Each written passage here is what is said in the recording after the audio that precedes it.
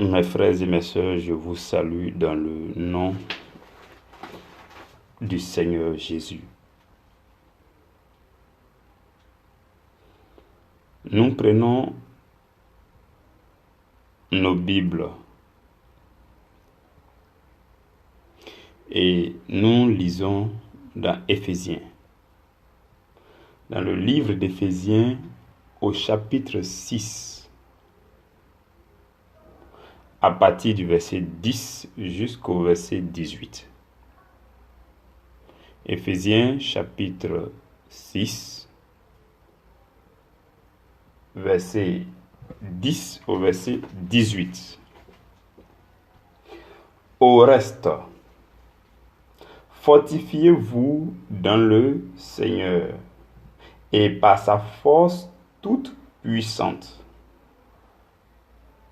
Revêtez-vous de toutes les armes de Dieu afin de pouvoir tenir ferme contre les ruses du diable.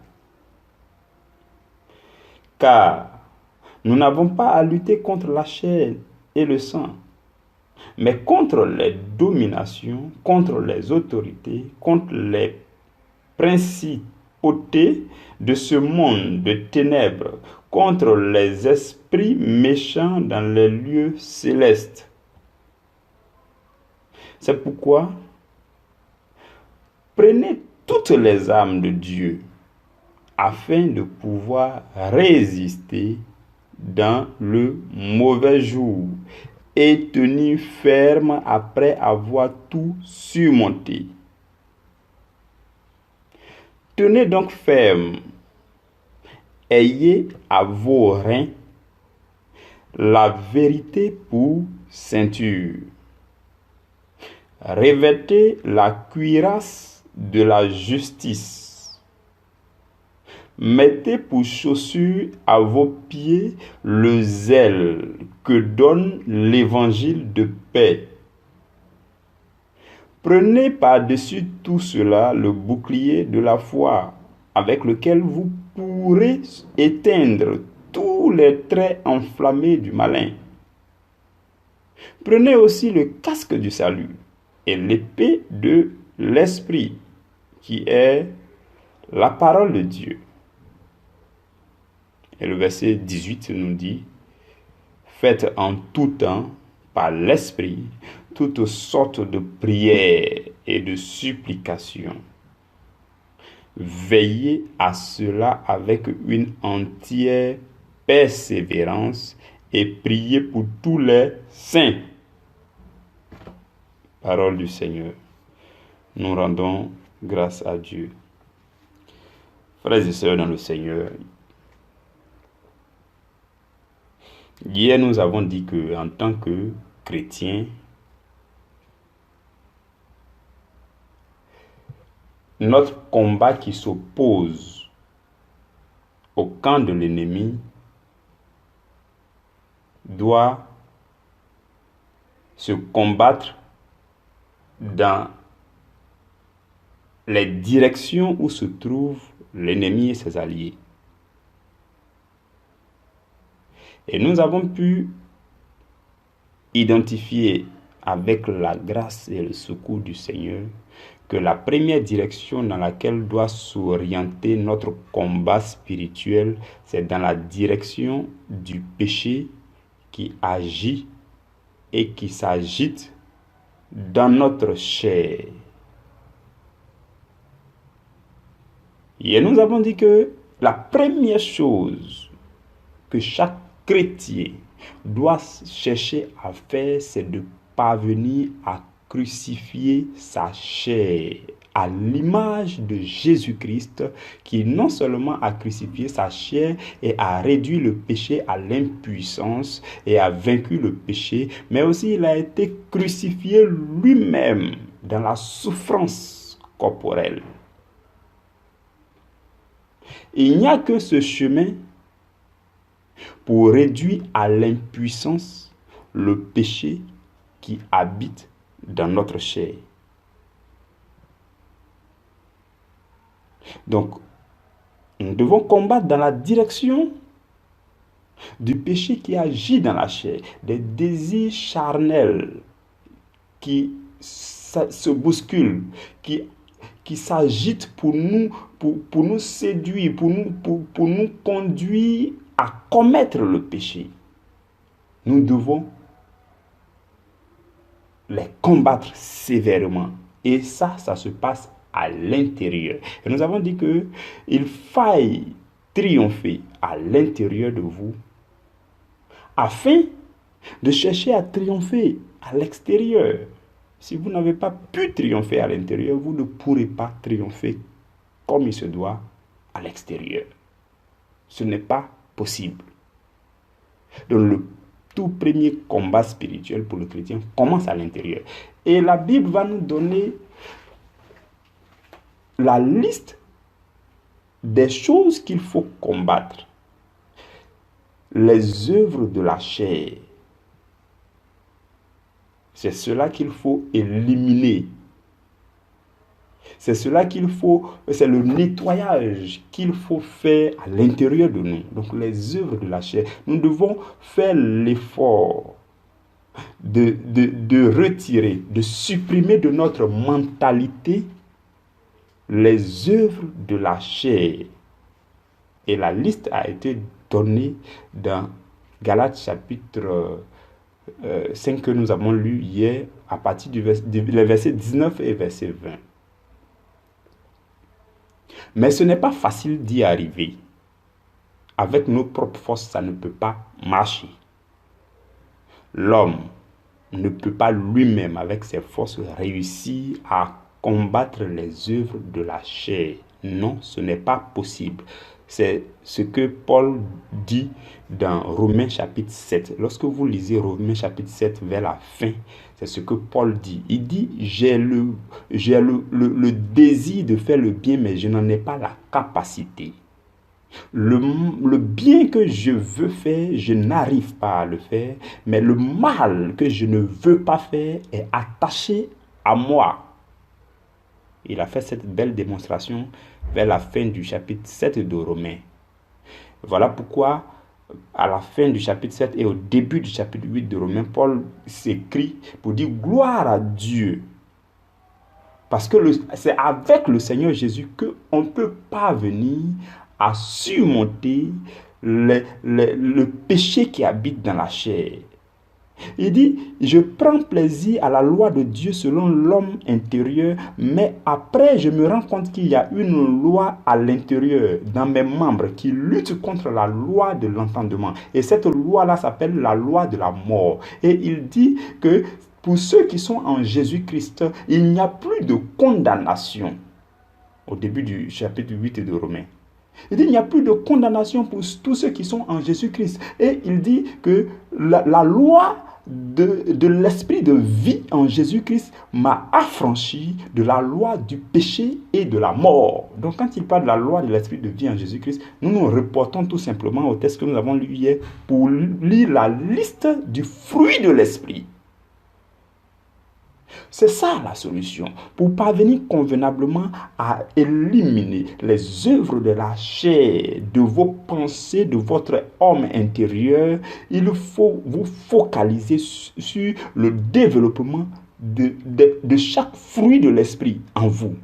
L'amour, la joie. C'est-à-dire que chaque jour, frères et sœurs, je vous dis, c'est la vérité. Nous vivons cette vie chrétienne sur une longue période, mais toute longue période est toujours répartie en petites périodes. Ça veut dire que vous allez vivre votre vie chrétienne peut-être sur 70 ans, 80 ans, mais les 70 ans, 80 ans sont répartis en années, en mois, en semaines, en jours. Quand vous parviendrez à réussir, à triompher chaque jour, c'est là que vous allez parvenir à triompher et chaque semaine, c'est là que vous allez parvenir à triompher chaque mois. C'est là que vous allez parvenir à triompher chaque année. Et c'est là que vous pouvez parler de 10 ans de vie chrétienne saine. Vous pouvez parler de 15 ans, 20 ans, 70 ans de vie chrétienne saine. Donc, ça se fait chaque jour. Donc, ça, si vous ne vous visez pas des objectifs chaque jour, chaque minute, par exemple, vous pouvez dire de cette première heure jusqu'à la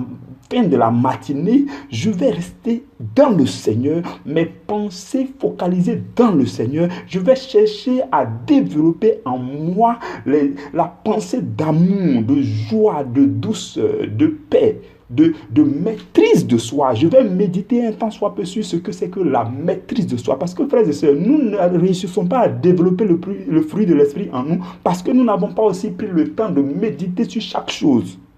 Ce que vous n'avez pas compris, ce que vous n'avez pas médité, vous ne pouvez pas comprendre.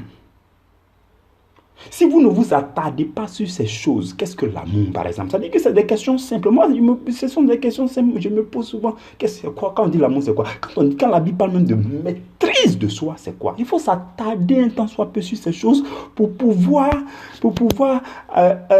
ressasser ça dans notre esprit, pour que ça puisse épouser notre homme intérieur, pour que ça puisse être imbibé. Ça veut dire qu'il faut qu'on puisse se frotter à ces choses, non seulement en pensée, avant que ça devienne des actes. Donc Paul nous a donné la liste de ces choses. Ces thèmes que nous traitons là sont tellement lourds.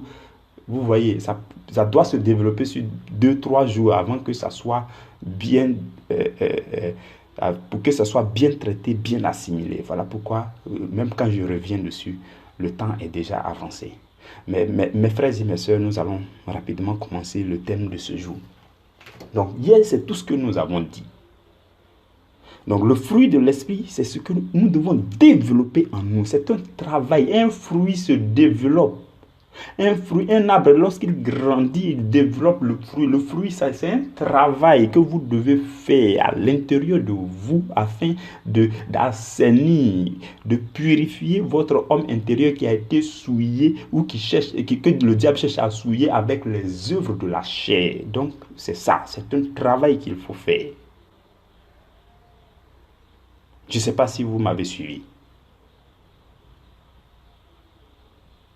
Et aujourd'hui, notre sous-thème, c'est Éphésiens chapitre 6, verset 11, qui dit « Revêtez-vous de toutes les armes de Dieu ». Hier, ce que nous avons vu, ce sont les armes qui sont un peu plus intérieures. Ça veut dire que ça s'oriente vers l'homme intérieur. Ça veut dire que c'est l'homme intérieur qui doit faire ce travail intérieur, le changement de mentalité, le renouvellement de mentalité, donc ainsi de suite. Donc ça, c'était un travail intérieur. Mais aujourd'hui, nous allons parler d'un travail qui devient de plus en plus extérieur. Quelles sont les armes qu'il faut manier? Quelles sont les armes dont il faut se saisir pour commencer à triompher à l'extérieur? Donc hier, avec tout ce que nous avons vu hier, ça vous permet de triompher à l'intérieur.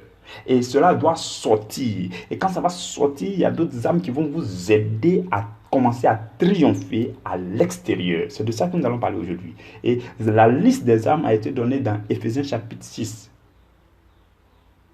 Nous allons les parcourir rapidement.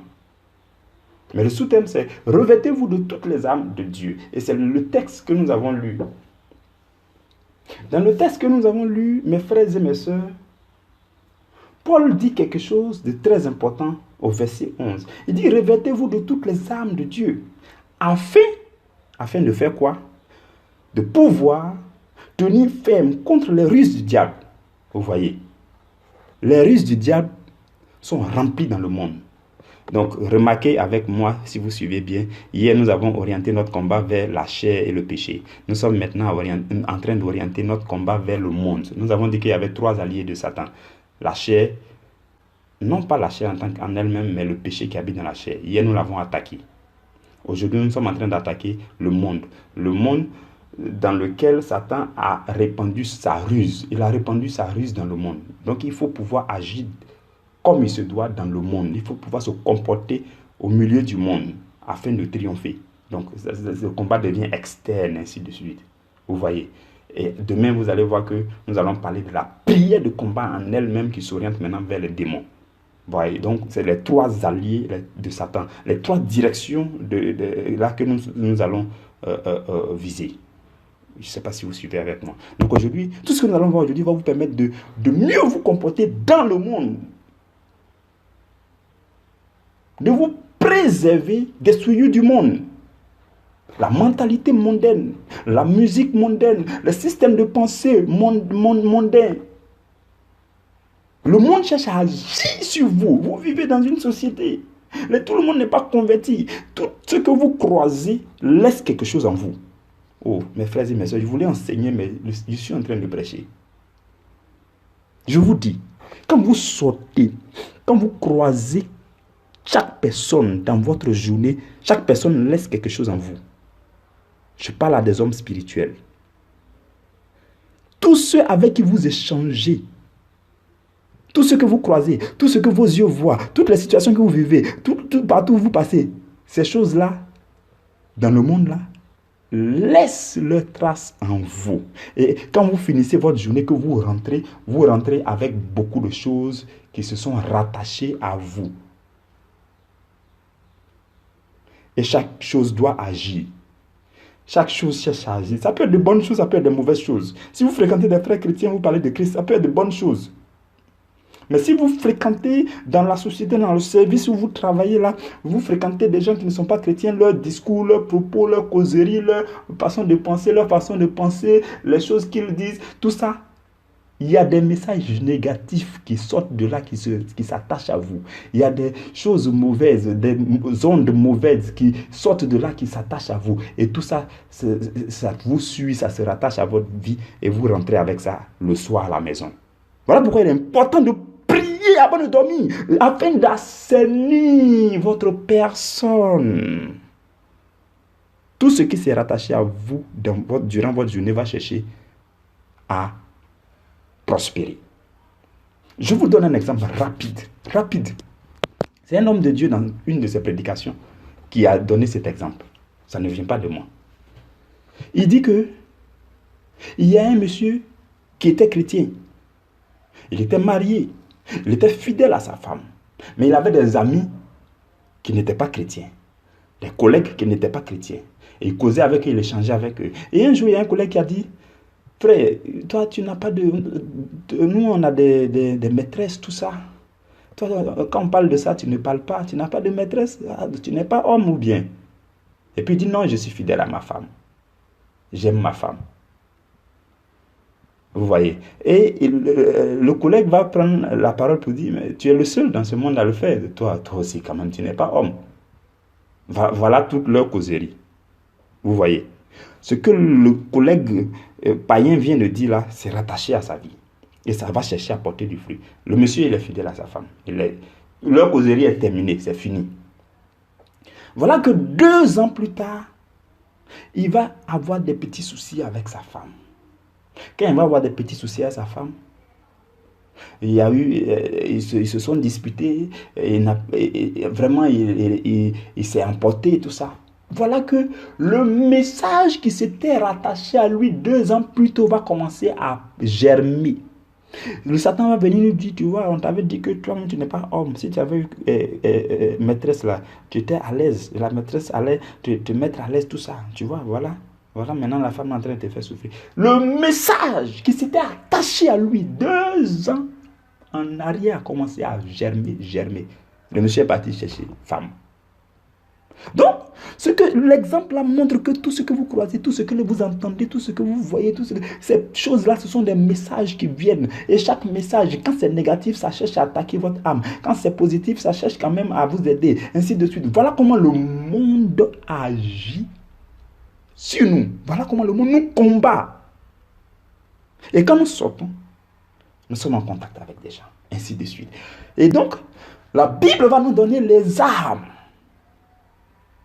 La Bible va nous donner les armes qu'il faut manier lorsque nous vivons dans le monde. Lorsque nous avons des amis, Paul dit, je ne sais plus si c'était aux Corinthiens, il dit, quand je vous ai dit de ne pas avoir de relations avec les gens du monde, ce n'est pas non d'une manière absolue de ne pas avoir de relations. Sinon, dans ce cas, il faudrait sortir du monde. Mais non, vous êtes obligé de vivre avec eux. Mais comment vous comportez avec eux, c'est là le problème. Et Jésus, quand il priait dans Jean chapitre 17 pour ses disciples, il dit à Dieu, Père, je ne te prie pas de les ôter du monde, mais il faut les préserver du mal. Voilà pourquoi Dieu va inspirer les apôtres pour qu'ils nous fournissent les armes que nous devons manier vivant dans le monde. Vous ne pouvez pas sortir du monde. Ce n'est pas possible. Vous allez vivre dans le monde. Et je vais vous dire, les gens, ils vont continuer à vous embêter. Il va venir, il va insister. Le monde va agir sur vous. Les gens vont venir. Ceux qui vous font pécher là, ils vont revenir. Ils vont insister. Mais vous, en tant que chrétien, quelles sont les armes que vous prenez pour manipuler contre eux? Quelles sont les armes que vous prenez pour construire un mur, une muraille autour de votre vie, votre homme intérieur? Et je vous dis, c'est la vérité. Si vous ne maniez pas ces armes-là comme il se doit, vous n'aurez pas une bonne personne spirituelle, que j'appelle souvent la personnalité spirituelle solide.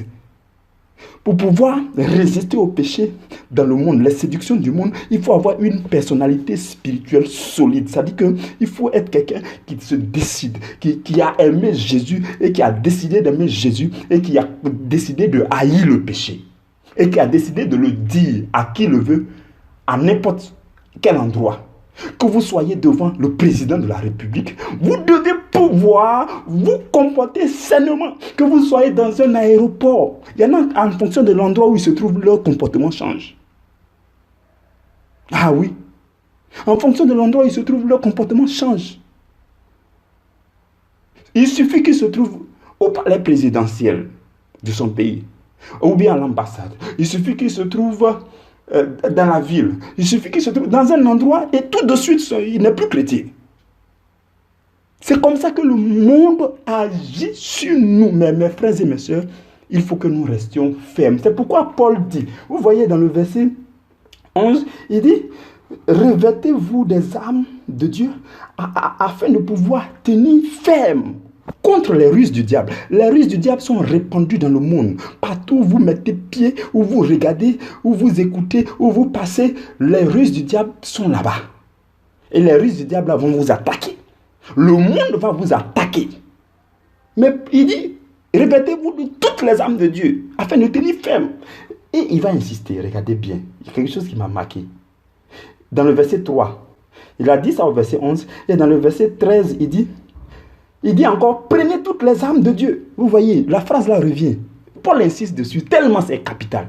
Il dit, dans le verset 13 encore, il dit, prenez toutes les armes de Dieu afin de pouvoir résister dans le mauvais jour. Oh, chacun a son mauvais jour, je vous dis. Chacun a son mauvais jour où le péché frappe à sa porte avec pression. Oh, où le monde agit sur lui avec pression. Il y a un péché qui frappe avec pression. Oh, autour de toi, tu es oppressé, tu es opprimé. Quelqu'un veut te faire commettre péché. Quelqu'un veut agir sur ta vie. Quelqu'un veut te faire voler. Quelqu'un veut te faire la corruption. Quelqu'un veut te faire commettre l'adultère. Quelqu'un veut te faire commettre un péché. Il est en train d'agir sur toi et tu dis, oh, qu'est-ce que je vais faire? Comment je vais faire? Je suis impuissant. Voici ton mauvais jour. Et la Bible dit, afin de pouvoir résister dans le mauvais jour, il faut prendre les armes de Dieu dont je vais te parler maintenant. Et il dit, non seulement pour résister dans le mauvais jour, mais pour tenir ferme après avoir tout surmonté. Parce que quand tu as tout surmonté, c'est une chose que de tout surmonter, mais c'est une autre chose que de tenir ferme, de rester constant quand tu as tout surmonté. Parce que tant que tu vis dans le monde, Satan va t'attaquer. Ça aussi, c'est une réalité, tout le monde doit le savoir. Tant que vous vivez dans la chair, dans votre corps, la chair, avec le péché qui habite dedans, vont vous agiter, vont vous attaquer. Ça, c'est une chose. Nous en avons parlé hier. Tant que vous vivez aussi dans ce monde, les systèmes du monde, les mentalités de ce monde, les gens de ce monde, les éducations de ce monde, tout ça va vous attaquer. Donc, la chose n'est pas de pleurnicher, mais c'est de chercher à manier les armes de Dieu pour pouvoir résister dans le mauvais jour et de tenir ferme lorsque vous aurez tout surmonté. C'est ça. Et c'est ce que le Seigneur est en train de nous dire aujourd'hui. Et dans le verset 14 encore, il va répéter, tenez donc ferme. Et il va commencer à citer les armes dont nous allons parler pour terminer. Je vais y aller rapidement sur chaque arme. Normalement, c'est un long séminaire. On doit parler de chaque arme dans les détails. Il y a un livre que le Seigneur est en train de me permettre d'écrire. Je suis déjà à la moitié où je parle de ces choses en détail. En détail. Vraiment en détail. Il y a beaucoup de révélations profondes dans ces livres, non? Et ce qui m'étonne, c'est que les livres que le Seigneur me permet d'écrire, quand j'écris un livre, que je le relis, même si c'est 2 mois plus tard, ces livres-là sont encore à mon niveau, je ne les ai pas encore édités. Le Seigneur n'a pas encore donné le OK pour les éditer. Tant qu'il n'a pas donné le OK, je ne les éditerai jamais. Donc quand je prends un livre que je relis, j'ai l'impression que ce n'est pas moi qui écris. Oh, mes frères et mes soeurs, c'est extraordinaire comme le Saint-Esprit lui-même parle. C'est profond. Paul va commencer à citer les âmes. Il dit, ayez à vos reins la vérité pour ceinture. Dans d'autres versions, on dit à votre taille. Donc, il faut qu'on porte la vérité pour ceinture. Et la vérité dont la Bible parle ici, c'est la vérité de la parole. C'est la vérité à propos de toute chaque situation dans la vie. C'est la vérité dont Jésus parle quand il dit « Je suis la vérité ». C'est la vérité dont on parle lorsqu'on parle des révélations profondes de la parole de Dieu. C'est l'illumination de la parole. La lumière, marcher dans la lumière de la parole. C'est ça la vérité. Vivre constamment dans la vérité. Dans le monde, dans votre service, dans votre bureau, dans votre quartier, parmi vos amis. Vous devez marcher dans la lumière de Christ, la lumière de la parole de Jésus, dans la vérité entière. C'est ça l'arme dont je parle. Quand on dit, prenez, mettez à vos reins une ceinture, ce n'est pas une ceinture physique qu'on va venir vous donner. C'est une vie dans la vérité. C'est-à-dire que vous devez décider de vivre dans la vérité. C'est tout. C'est en vivant dans la vérité, vous maniez l'arme qu'on appelle la ceinture de vérité. Vous serrez votre ceinture de vérité. Donc vous marchez dans la vérité, dans la lumière de la parole. Chaque situation, vous vous interrogez, que dit la parole? Quelle lumière donne la parole sur cette situation? C'est ça, la ceinture de la vérité. Il n'y a rien d'autre. C'est votre comportement qui doit changer. C'est votre action. Il faut agir comme ça, c'est tout. C'est tout. Il n'y a pas grand-chose à dire. Donc, il faut marcher dans la lumière de la parole de Dieu, dans la vérité de la parole de Dieu. Les exigences de la vérité, il faut qu'on obéisse à ça. C'est tout. Donc, c'est ça, en le faisant, vous êtes en train de manier l'arme qu'on appelle la ceinture de vérité. Vous êtes en train d'attacher, de serrer votre ceinture de vérité. On passe à l'arme suivante. Revêtez la cuirasse de justice. La cuirasse de la justice. Ça veut dire que chaque jour, vous devez vivre dans la justice, dans l'impartialité. Dans les situations où vous avez besoin de trancher quelque chose, de dire quelque chose, vous devez agir de façon juste et correcte, impartiale. Vous devez marcher dans la justice. Peu importe l'endroit où vous vous trouvez, vous devez interroger Dieu, Seigneur, qu'est-ce qui est juste à faire? Qu'est-ce qui doit être fait selon ta justice, Seigneur? Et vous devez agir dans cette justice. En le faisant, vous mettez autour de votre homme spirituel ce qu'on appelle une cuirasse. Une cuirasse, c'est comme les gilets pare-balles. Voilà, les gilets pare-balles, mais c'est en métal, quoi. Et quand vous mettez ça, peu importe les balles que l'ennemi va envoyer, ça ne va pas vous toucher. Tout simplement. Donc, en vivant selon la justice de Dieu, c'est tout. Troisième arme.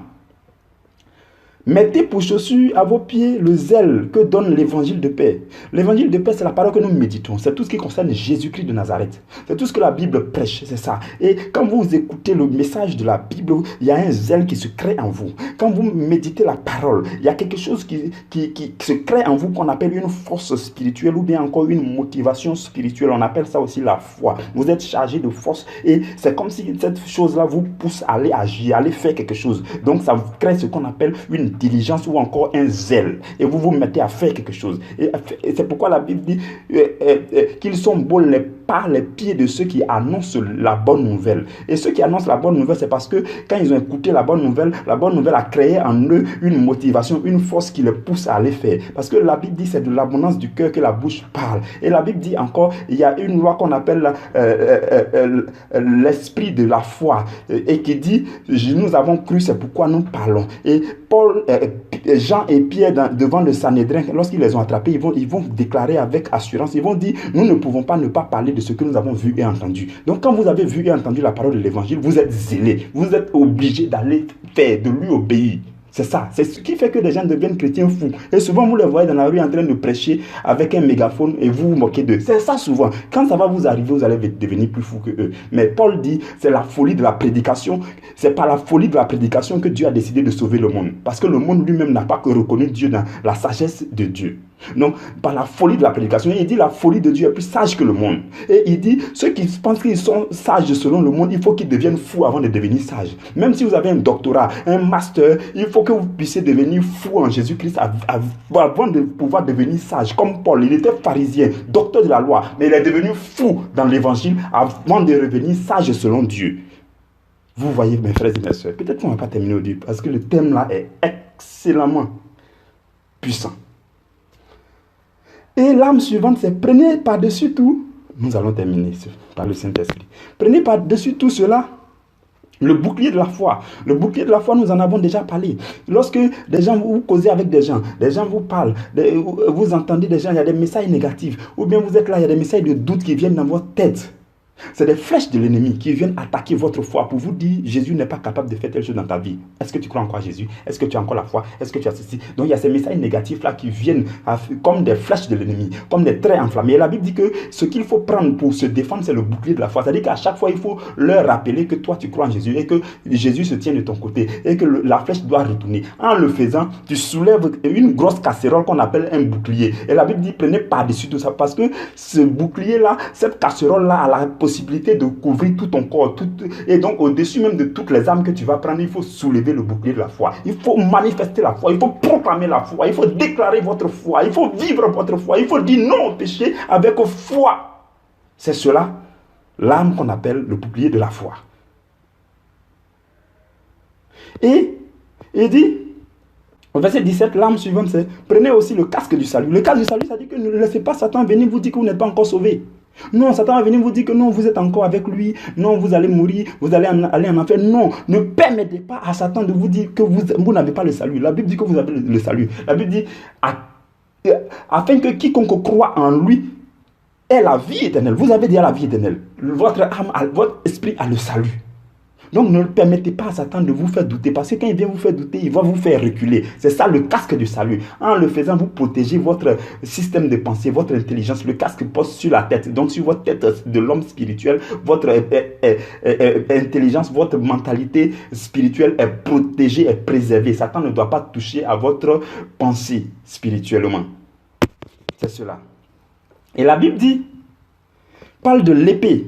L'avant-dernière arme, c'est l'épée de l'esprit. Nous avons dit que l'épée de l'esprit qui est la parole de Dieu, nous avons dit la parole que nous méditons, ce n'est pas à nous de l'utiliser. Parce qu'à un moment donné, dans une situation bien précise, lorsque vous avez besoin de vous décider, le Saint-Esprit vous donne un verset. Vous brandit un verset pour dire brandis cela et il faut taillarder la situation. Parce que c'est la parole de Dieu, c'est l'épée de l'esprit. C'est l'Esprit de Dieu qui vient pour nous rappeler toutes choses, pour nous conduire dans toute la vérité, pour nous enseigner sur tout ce qui concerne Jésus et pour nous permettre de prendre des décisions dans les situations que nous rencontrons. C'est ça, l'épée de l'esprit, qui est la parole de Dieu que vous méditez. Et la toute dernière arme, c'est la prière. Le verset 18 dit, faites en tout temps toutes sortes de prières. Nous sommes en train justement de parler de toutes sortes de prières. Donc il faut faire toutes sortes de prières afin de nettoyer les âmes, afin que les âmes puissent rester propres, ainsi de suite. C'est cela. Si vous comptez bien, ça fait 7 âmes. La 7e âme, c'est la prière.